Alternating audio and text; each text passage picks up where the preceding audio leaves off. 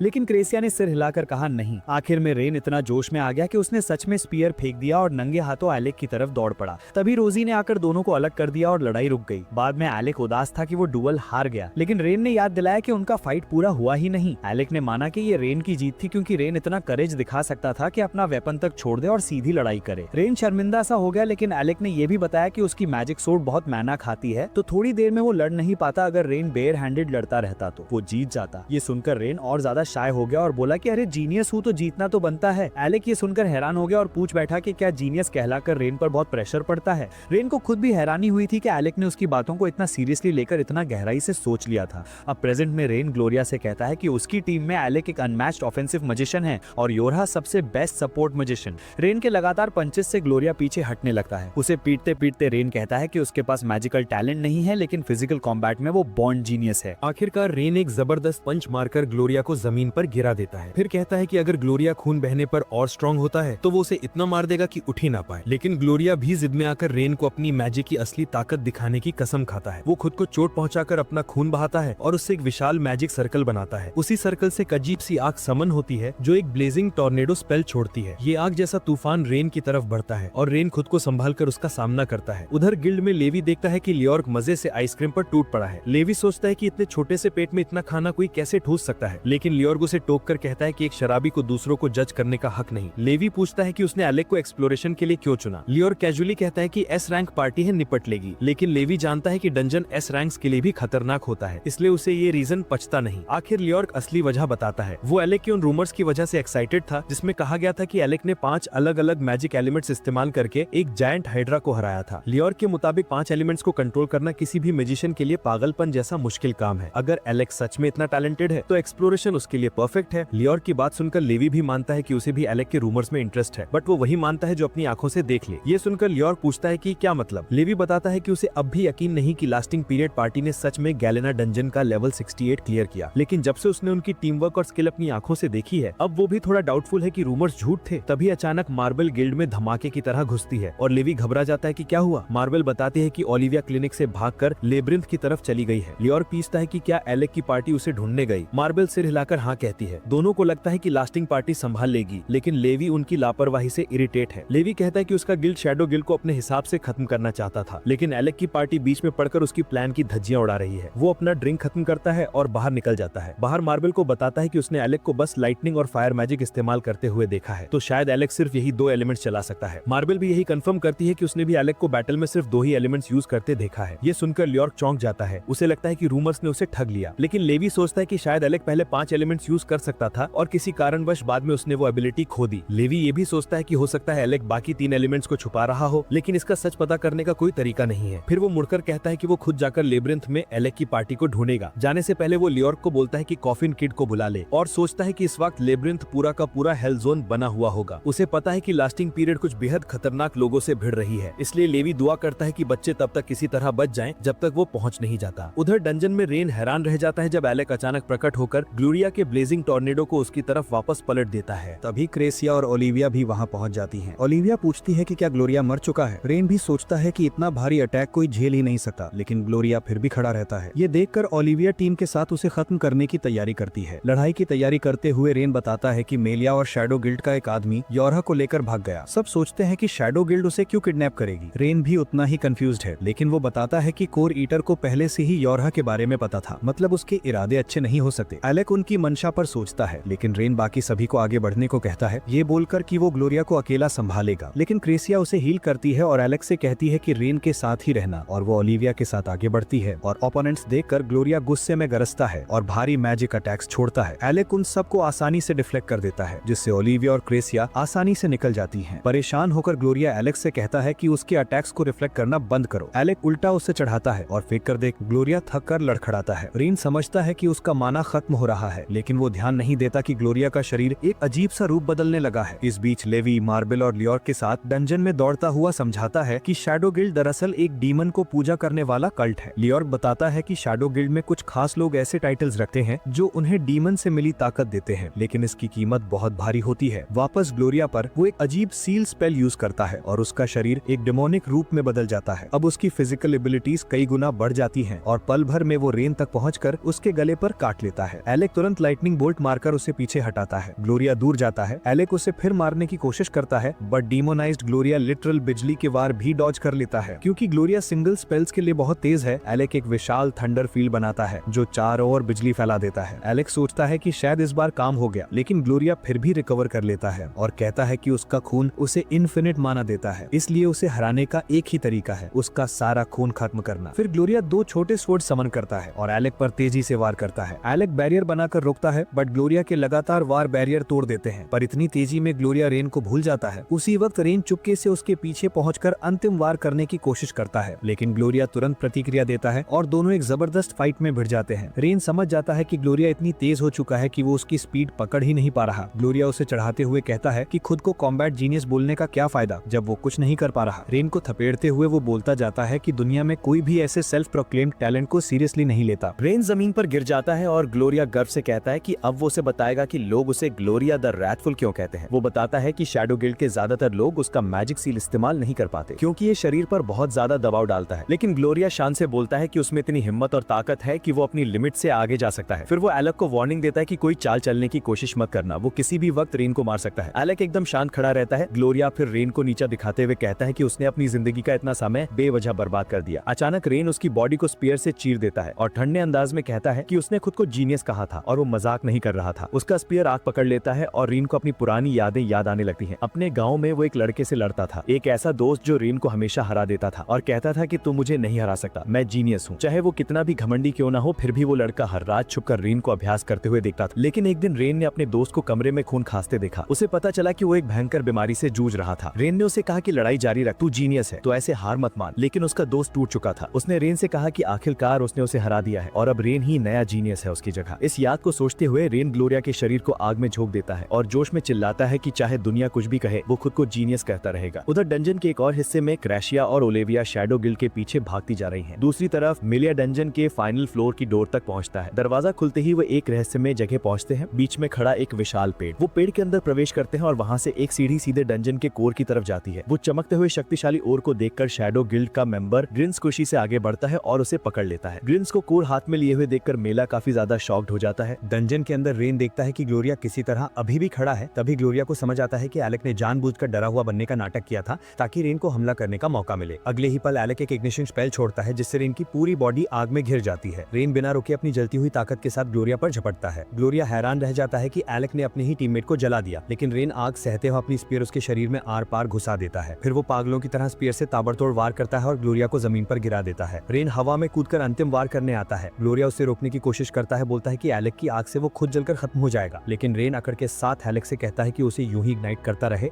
चाहे सामने कोई भी टाइटल बेरर क्यों ना हो, वो उसे काटकर गिरा ही देगा। ग्लोरिया पीछे हटने से इनकार करता है और रेन के वार को रोकने की कोशिश करता है। रेन उसे दबाते हुए मानता है कि ग्लोरिया सच में एक जबरदस्त अपोनेंट है। उसे अपना बचपन का वो दोस्त याद आता है जिससे वो कभी हरा नहीं पाया, लेकिन वो लड़का बाद में बीमार पड़ गया और लड़ नहीं सकने लायक हो गया। उसी को रेन हमेशा से दुनिया का सबसे बड़ा फाइटर मानता था, वो फाइटर जिसे रेन कभी हरा नहीं सका। आज रेन ग्लोरिया से कहता है कि वो दुनिया के सारे स्ट्रॉन्गेस्ट फाइटर्स को काटकर गिराएगा ताकि उसका बचपन वाला दोस्त दुनिया के सबसे तगड़े फाइटर का एकमात्र विजेता कहलाए। अपनी ये पैशनेट बात खत्म करते ही रेन आखिरी बार पावरफुल हमलों की बारिश करता है और ग्लोरिया की बॉडी को पूरी तरह तबाह कर देता है। ग्लोरिया जमीन पर गिरता है और रेन कहता है कि उसे गर्व होना चाहिए, उसे लेजेंडरी लास्टिंग पीरियड के सबसे ताकतवर फाइटर ने हराया है। रेन वापस एलेक के पास लौटता है और एलेक मुस्कुराता है उसे इतना फायर्ड अप देखकर। उधर ग्रैंड ट्री के पास योरहा धीरे धीरे अपनी नींद से जागती है। आसपास ही शैडो गिल्ड का एक मेंबर उसे देखता है पर योरहा नजरें फेर लेती है। थोड़ी देर बाद वो शैडो मेंबर डंजन का कोर बाहर निकालकर उसे चढ़ाता है, वही कीमती चीज जिसकी योरहा तलाश कर रही थी। अचानक मेलिया पीछे से आता है और एक ही बार में उस आदमी की छाती चीर देता है। बोलता है कि वो बहुत शोर मचा रहा था। आदमी गिर पड़ता है। मेलिया कोर उठाकर योरहा के पास जाता है और कहता है कि शैडो गिल्ड उसका कोई काम नहीं और फिर उसे सीकर कह के बुलाता है। योरहा हैरान रह जाती है, इसका मतलब क्या है? मेलिया बताता है कि सीकर वो होता है जो एक खास पेड़ ईडन को देख सकता है। कहा जाता है कि अगर किसी के पास डंजन का कोर हो तो ईडन उसके मन की कोई भी इच्छा पूरी कर सकता है। योरहा चौंककर कहती है कि उसे नहीं पता मेलिया क्या बोल रहा है। तभी जमीन पर पड़ा शैडो मेंबर दर्द से कराहते हुए मेलिया पर चिल्लाता है क्योंकि इतना शक्तिशाली ब्रेड मास्टर भी पूरा शैडो गिल्ड अकेले नहीं झेल सकता। वो पूछता है कि मेलिया उसे मारने की कोशिश क्यों कर रहा है। मेलिया हंसते हुए कहता है कि ये सब उसकी पहले से बनाई हुई चाल थी, दुश्मनों को उकसाना, क्योंकि ताकतवर बनने के लिए उसे और कठिन लड़ाइयों की जरूरत है ताकि वो नया कॉम्बैट एक्सपीरियंस हासिल कर सके। फिर मेलिया उस शैडो को खत्म कर देता है। सोचता है कि शायद शैडो गिल्ड भी अब उसे सीखने लायक एक्सपीरियंस नहीं दे पाएगा। चलते चलते वो कहता है कि वो एक नया ब्लेड मास्टर खुद ही पैदा करेगा, इतना ताकतवर कि उसके साथ लड़ सके। जब मेलिया प्लेटफॉर्म से नीचे देखता है तो ओलिविया और क्रासेरा उसका इंतजार करते नजर आते हैं। ओलिविया गुस्से में उसे पुकारती है और मेलिया उसे चढ़ाता है कि उसने अब तक अपनी गलती से सबक नहीं लिया। अपने साथियों को देखकर योरहा का हौसला वापस लौट आता है। वो मेलिया से कहती है कि उसका खेल अब खत्म है। वो उसे याद दिलाती है कि रेन और एलेक भी रास्ते में है, लेकिन मेलिया का ध्यान अचानक एलेक पर चला जाता है। वो पूछता है कि क्या एलेक का पूरा नाम एलेक ईग्रेट है? योरहा हाँ कहती है। ये सुनकर मेलिया और खुश हो जाता है, उसे एरी एग्रेट के बेटे से लड़ने में मजा आएगा। उधर रेन एलेक से कहता है कि वो पीछे ही रहेगा क्योंकि उसकी लड़ाई ने उसकी सारी ताकत खींच ली है। एलेक सिर हिलाता है और वादा करता है कि वो अकेले ही योरहा को बचा लेगा। रेन एक हेल्थ पोशन पीता है और एलेक को मेलिया की ताकत के बारे में चेतावनी देता है। बताता है कि मेलिया ने डंजन का फ्लोर बॉस अकेले ही हरा दिया था। रेन को रोजी की कही बात भी याद आती है। कुछ साल पहले उसने रेन को समझाया था कि ब्लेड मास्टर से कभी पंगा मत लेना। रेन सब कुछ एलेक को समझाकर उठता है और उसे अपनी जान जोखिम में न डालने की सलाह देता है। एलेक हैरान हो जाता है कि रेन उसकी इतनी फिक्र करता है। वो मुस्कुराकर कहता है कि वो सब दोस्तों को बचाएगा और अपने बैंड से टेलीपोर्ट होकर चला जाता है। एलेक के जाते ही रेन थकान से बेहोश हो गिरता है। डंजन के फाइनल फ्लोर पर मेलिया आराम से सीढ़ियां उतर रहा है। ओलिविया गुस्से में उसकी तरफ दौड़ती है। मेलिया उसे चढ़ाता है, बोलता है कि भागते रहो, मेरे पास हमेशा का टाइम नहीं है। ओलिविया कसम खाती है कि वो अपनी माँ का बदला लेगी, लेकिन फिलहाल वो मेलिया को चकमा देकर दौड़ती रहती है। वो योरहा को पकड़कर क्रेसिया की तरफ छलांग लगाती है और चिल्लाती है कि हमला करो। क्रेसिया अपना धनुष खींचकर एरो रेन स्पेल छोड़ती है। दर्जनों तगड़े तीर मेलिया की ओर उड़ते हैं, लेकिन वो आराम से अपनी तलवार से सारे तीर काट देता है। फिर वो तीनों लड़कियों को देखता है। लड़ाई के लिए तैयार योरहा बंधनों से छूटते ही मेलिया पर एक बाइंड स्पेल डालती है। जंजीरें उसके शरीर को कसकर पकड़ लेती हैं, लेकिन उसका हाथ अब भी तलवार थामे हुए है। क्रेसिया को लगता है कि मेलिया ने बड़ी गलती की है योरहा को नजरअंदाज करके, जो उनकी टीम की सबसे बड़ी ट्रम्प कार्ड है। अपनी बात साबित करने के लिए योरहा क्रेसिया पर 7-फोल्ड एनहेंसमेंट डालती है, जिससे उसकी सारी एबिलिटीज जबरदस्त तरीके से बढ़ जाती हैं। क्रेसिया अपने सबसे शक्तिशाली स्पेल फिनिक्स एरो छोड़ती है, जो तेजी से मेलिया की तरफ झपटता है, लेकिन मेलिया हंसता है और एक झटके में सारी जंजीरें तोड़ देता है। फिर एक स्मूथ मूव में क्रेसिया की पूरी ताकत वाला फिनिक्स एरो हवा में ही मिटा देता है। क्रेसिया हैरान रह जाती है, इतने सारे एनहेंसमेंट के बाद भी वो उसके पूरे दम से छोड़े गए वार को झेल गया। इस बीच ओलिविया मौका पकड़कर मेलिया के पीछे से वार करने की कोशिश करती है। वो जानती है कि मेलिया ने उसे बस इसलिए बचने दिया था ताकि वो उनकी पूरा दम लगाने की क्षमता। मेलिया बिना पीछे देखे सिर्फ एक हाथ से उसके वार को पैरी कर देता है। वो मुड़कर ओलिविया को घूरता है और पूछता है कि वो अकेले ही उसे मारने की कोशिश क्यों कर रही है। ओलिविया कहती है कि वो किसी और को मेलिया का सिर नहीं लेने देगी, ये बदला सिर्फ उसका है। जितना दर्द मेलिया ने उसे दिया है वो पूरा चुकाएगी। जब ओलिविया दोबारा हमला करने के लिए बढ़ती है, मेलिया नोटिस करता है कि उसके घाव पूरी तरह भर गए हैं। वो क्रेसिया की तारीफ करता है कि उसने ओलिविया को इतनी जल्दी ठीक कर दिया। फिर हंसते हुए कहता है कि ओलिविया को कुछ बहुत टैलेंटेड दोस्त मिल गए हैं, लेकिन फिर वो तीनों लड़कियों को ताना मारता है। कहता है कि उनका फुल पावर अटैक ही प्ले स्कूल के बच्चों जैसा था। ओलिविया गुस्से में जम जाती है। मेलिया कहता है कि अब भी ओलिविया ने उससे कुछ नहीं सीखा, इसलिए वो फैसला करता है अब वो खुद उसे सबक सिखाएगा, उसकी जान लेकर। मेलिया की ठंडी बेरहम बात सुनकर ओलिविया के दिमाग में पुरानी यादें लौट आती हैं। उसे वो दिन याद आता है जब मेलिया ने उसे रोते हुए पाया था। उसने बताया था कि कुछ बच्चे उसकी माँ का मजाक उड़ा रहे थे, कह रहे थे कि उसकी माँ एक कमजोर एडवेंचरर थी जो बहुत ही बेकार तरीके से मरी। उन बच्चों ने ये भी कहा था कि ओलिविया एक अडॉप्ट की हुई कमजोर बच्ची है, इसलिए वे उसके साथ खेलना भी नहीं चाहते। उस वक्त ओलिविया खुद को बिल्कुल अकेला महसूस कर रही थी, लेकिन मेलिया ने उसके सिर पर हाथ रखकर कहा था कि अकेलापन इंसान को और मजबूत बनाता है। उसने ओलिविया से कहा था कि एक दिन वो उन सबसे ज्यादा स्ट्रॉन्ग बनेगी जिन्होंने उसे रुलाया, शायद खुद उससे भी ज्यादा। मेलिया की बात सुनकर ओलिविया ने आंसू पोंछे थे और कहा था कि वो उनकी तरह स्ट्रॉन्ग बनना चाहती है, मेलिया जैसी और अपनी माँ जैसी। उसी दिन से उसने मेलिया के साथ ट्रेनिंग शुरू कर दी थी, जब तक कि उसे सच्चाई नहीं मिली कि उसके दर्द के पीछे सबसे बड़ा राक्षस मेलिया ही है। वर्तमान में ओलिविया बिना डरे मेलिया पर फिर टूट पड़ती है, चाहे जितना भी डरावना हो। वो उसका वार रोक लेता है, इसलिए ओलिविया पीछे हटती है और गुस्से में कहती है कि उसे कुछ सिखाने का कोई हक नहीं। मेलिया चुप रहता है। ओलिविया लगातार उस पर वार करती रहती है। हर वार में उसका दर्द, उसकी नफरत, उसकी बदला लेने की जलती हुई इच्छा। वो चिल्लाती है कि उसे पता नहीं ओलिविया ने कितनी तकलीफ झेली है। उसने अपनी पूरी जिंदगी तलवार चलाने में लगा दी, सिर्फ इसलिए कि एक दिन वो मेलिया को हरा सके। लेकिन मेलिया हर वार को आसानी से रोकता है और एक मौके पर ओलिविया को दूर दीवार से टकरा देता है। क्रेसिया आगे बढ़कर ओलिविया की मदद करना चाहती है, लेकिन योरहा उसे रोकती है। कहती है कि ब्लेड मास्टर के पास जाकर लड़ना मौत बुलाने जैसा है। क्रेसिया मानती है और दूर से तीर चलाती है, लेकिन मेलिया उसे नंगी हथेली से पकड़ लेता है और तोड़ देता है। वो मुड़कर क्रेसिया से कहता है कि उसका ये तीर उसके फीनिक्स एरो की तुलना में बहुत कमजोर है। फिर वो ओलिविया की तरफ देखता है और कहता है कि जो लोग हमेशा टीम में रहते हैं उनकी ताकत की यही हद होती है और वो ये बात अभी साबित करके दिखाएगा। ओलिविया उसे रोकने की कोशिश करती है, पर मेलिया अनदेखा करके क्रेसिया और योरहा की ओर बढ़ता रहता है। वो ओलिविया से कहता है कि वो उसे एक बार फिर असली निराशा का स्वाद चखाएगा। ओलिविया चीखती है कि वो रुक जाए, लेकिन मेलिया उसे सुनना ही नहीं चाहता। वो तलवार का स्टैंस लेता है और ओलिविया दहशत में क्रेसिया को दूर हटने को चिल्लाती है, लेकिन उसी पल मेलिया एक विनाशकारी स्वॉर्ड स्ट्राइक छोड़ता है। वार इतना घातक होता है कि पूरा डंजन कांप उठता है और उसकी हवा आसपास की नदी का पानी आसमान तक उछाल देती है। पानी जब बारिश की तरह गिरता है, क्रेसिया हैरान होकर देखती है। ओलिविया ने मेलिया का वार रोक लिया था। उसी पल मेलिया ने तलवार से उस पर वार किया था और ओलिविया अपने दोस्तों को बचाने के लिए उस वार के सामने दीवार बनकर खड़ी हो गई थी। तलवार उसके सीने को चीरती हुई निकल जाती है और ओलिविया बेहोश होकर गिर पड़ती है। क्रेसिया उसे पकड़ लेती है और वादा करती है कि वो उसके घाव ठीक कर देगी। ओलिविया थोड़ी राहत महसूस करते हुए कहती है कि वो कमजोर है। क्रेसिया उसका घाव भरते हुए सुनती है। जब ओलिविया कहती है अगर अकेलापन ही ताकत देता है तो मैं हमेशा कमजोर रहना पसंद करूंगी, क्योंकि मैं अपने दोस्तों के साथ रहना चाहती हूँ। मेलिया चुपचाप उसकी ये बात सुनता है। उसी क्षण आसमान से एलेक नीचे उतरते हुए एक जोरदार तलवार वार मेलिया पर करता है। मेलिया उसे पैरी कर देता है और पूछता है कि क्या वो एलेक एग्रिट है। एलेक उसे कोई जवाब नहीं देता और अपनी टीम की ओर पीछे हटता है। योरहा उसकी तरफ चिंता से देखती है और एलेक मुस्कुराकर उसे भरोसा दिलाता है कि वो ठीक है। फिर वो दो लड़कियों को ओलिविया की देखभाल करने को कहता है और खुद एक बार फिर मेलिया पर टूट पड़ता है, ताबड़तोड़ ताकतवर वार करते हुए। मेलिया ने ओलिविया का भरोसा क्यों तोड़ा, ये सोच कर एलेक अंदर से जल रहा था। उसे समझ नहीं आ रहा था कि मेलिया ने ओलिविया को इतनी तकलीफ क्यों दी। तब मेलिया बड़े आराम से बताता है कि ओलिविया इतनी जिद्दी है कि एक दर्दनाक सबक के बाद भी वो नहीं नहीं टूटती। एलेक उसकी ये ठंडी बात सुनकर गुस्से से फट पड़ता है और दोबारा हमला कर देता है। इस बार मेलिया पूरा अटैक चकमा देकर हंसते हुए पूछता है कि एलेक तलवार से क्यों लड़ रहा है, जबकि वो असल में एक मैजिशियन है। फिर वो घूमकर कहता है, एलेक अपनी पूरी ताकत दिखाओ, तलवारबाजी में मुझसे टक्कर लेने की सजा मिलेगी। एलेक गुस्से में आखिरकार अपना सबसे ताकतवर ऑफेंसिव स्पेर वाजरा इस्तेमाल करता है, जिसमें एक विशाल लाइटनिंग ड्रैगन उसके साथ प्रकट होता है। एलेक उस वाजरा मॉन्स्टर को मेलिया की तरफ धकेल देता है, लेकिन मेलिया अपनी तलवार से उसे रोक लेता है। कड़ी मशक्कत के बाद मेलिया अपनी फिजिकल शक्ति से ही उस ड्रैगन को पीछे धकेल देता है और फिर एक ही बार में उस जादू को चीर देता है। एलेक हैरान रह जाता है। वहीं मेलिया अपने हाथ पर लगी थोड़ी सी चोट देखकर खुश होता है कि एलेक के जादू ने कम से कम उसकी स्किन तो काटी, लेकिन वो कहता है कि एलेक पूरी तरह फेल हो गया क्योंकि उसके अटैक में मारने का असली इरादा था ही नहीं। एलेक चेतावनी देता है कि अब और मजाक ना करे, वो उसे अपनी असली मैजिक पावर दिखाएगा। मेलिया बस हल्की सी मुस्कान देता है। दूर खड़ी योरहा सोचती है कि क्या एलेक अब अपना सीक्रेट वेपन इस्तेमाल करेगा। एलेक को रेन की चेतावनी याद आती है कि अपनी जान जोखिम में मत डालना, लेकिन वो सोचता है कि इस बार वो रेन की बात नहीं मानेगा। वो अपनी आंखें बंद करता है और अपनी शरीर की पूरी माना बाहर छोड़ना शुरू कर देता है, जबकि मेलिया शांत खड़ा उसके असली रूप का इंतजार करता है। योरा घबरा कर कहती है कि उन्हें एलेक को रोकना चाहिए, लेकिन क्रासिया बताती है कि एलेक ने अपना शरीर लगभग खाली कर दिया है, अब कुछ नहीं किया जा सकता। फिर एलेक पूछता है, मेलिया क्या तुम जानते हो कि किसी मैजिशियन की असली ओरिजिनल मैजिक क्या होती है? एलेक जानता है कि अपनी पूरी ताकत में भी वो मेलिया को हार नहीं सकता, इसलिए योरा को बचाने के लिए वो अपना सीक्रेट टेक्निक इस्तेमाल करने को तैयार है। तभी पांचों एलिमेंट्स की ऑरा एलेक के शरीर की तरफ बहने लगती है और एलेक कसम खाता है कि अब वो अपनी पूरी ताकत दिखाएगा। आखिरकार एलेक अपनी लिमिट्स तोड़ देता है और मेलिया तक हैरान रह जाता है। उसे इस टेक्निक का कॉन्सेप्ट पता था, लेकिन वो कभी सोच भी नहीं सकता था कि कोई इसे असल में कर पाएगा। ये इसलिए मुश्किल है क्योंकि मैजिशियंस अपने भीतर की माना के साथ टकराव होने के कारण बाहर से माना एब्जॉर्ब नहीं कर सकते। लेकिन अगर कोई अपनी सारी इंटरनल माना बाहर छोड़ दे तो उसका शरीर एक लिमिटलेस वेसल बन जाता है जो आसपास की सारी माना खींच सकता है। यूरा एलेक के आसपास फैली हुई ऑरा देखकर कहती है कि ये ओरिजिनल मैजिक एलेक ही इस्तेमाल कर सकता है। एलेक ने अपने लिमिट्स हटा दिए हैं, इसलिए अब वो पांचों मैजिक एलिमेंट्स एक साथ इस्तेमाल कर सकता है। थोड़ी देर में एलेक 5 अलग अलग मैजिक सर्कल्स बनाता है और अपना वॉन्ड उठाता है जो हवा में मौजूद माना को और भी ज्यादा खींचने लगता है। अब वो अपना सबसे घातक ऑफेंसिव स्पेल 5 कलर रिलीज छोड़ने के लिए तैयार है और इसी के साथ ये वीडियो यहीं खत्म हो जाती है। उम्मीद है दोस्तों आप लोगों को ये वीडियो पसंद आई होगी, और अगर पसंद आई हो तो वीडियो को लाइक और चैनल को सब्सक्राइब कर देना। मिलते हैं अगली वीडियो में ऐसी ही एक धमाकेदार एनिमे